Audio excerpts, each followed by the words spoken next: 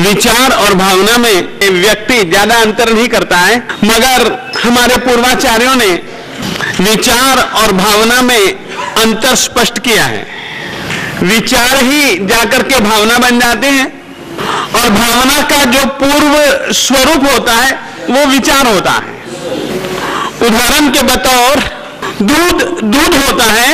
यदि हम दूध को एक कड़ाही में डाल देते हैं, दूध में अपना खुंचा हिलाते रहते हैं, आग का ताप देते रहते हैं, तो धीरे धीरे धीरे धीरे दूध मावे के रूप में परिवर्तित हो जाता है।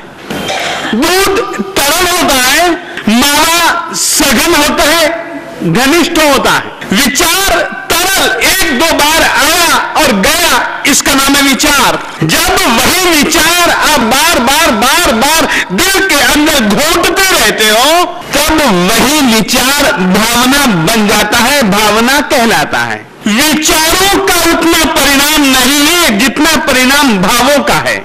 हम भावों को केवल इतना ही कहते हैं कि दिल के अंदर जो विचार पैदा हुए, बार बार घोंटा जिनको, इतना ही भावना का स्वरूप है। नहीं, भाव का मतलब अंतःकरण के परिणाम सही, परंतु तदनुरूप चेष्टा, तदनुरूप व्यवहार, इसका नाम है भावना। भावना का मतलब केवल दिल के अंदर विचार पैदा हो गए, इतना ही मत समझना, कृपया ये गलत हो जाएगा, अधूरा हो जाएगा।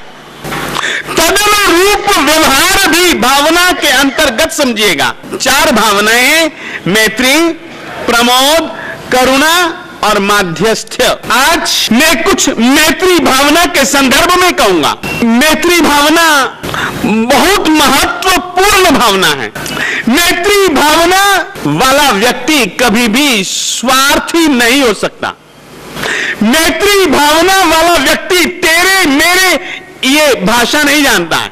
हम लोग एक सूत्र बोलते हैं, मिट्टी में सब वभुएषु वैरम मज्जम न केनई।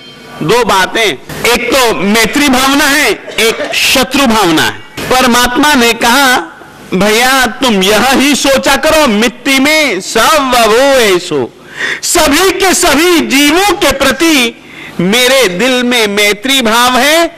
वैरम मध्यम न केनई, किसी के भी प्रति मेरे दिल में वैर भाव नहीं है। सामान्यतया यदि हम देखें, 3 कारणों से विचार दिल दिमाग में पैदा होते हैं, या तो राग के कारण, द्वेष के कारण या मैत्री भाव के कारण।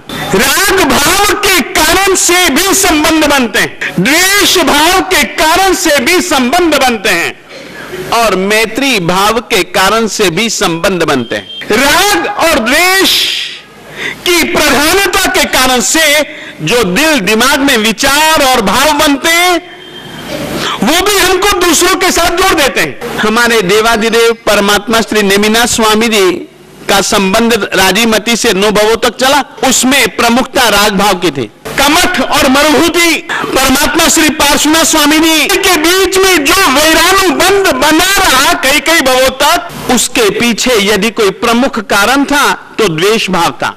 मैत्री भाव इससे बिल्कुल जुदा है।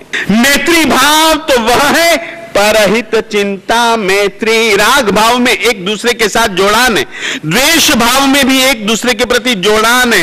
राग भाव और द्वेष भाव तो स्वार्थ आधारित संबंध है, जबकि मैत्री भाव में स्वार्थ की प्रमुखता नहीं है। उसमें तो परार्थ और परमार्थ वृत्ति है। स्वार्थ भरा संबंध तब तक रहेगा जब तक कि मेरी स्वार्थ की पूर्ति होगी, तब तक। और मैत्री भाव का संबंध भवों तक निभा सकते हैं। मैत्री भाव आसमान जितना बड़ा होना चाहिए।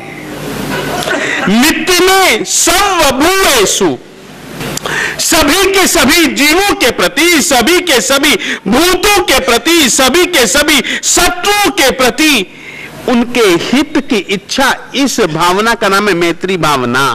और हित की बुद्धि होगी, हित का भाव होगा, हित के लिए प्रवृत्ति भी होगी। ये मैत्री भावना कहलाते हैं।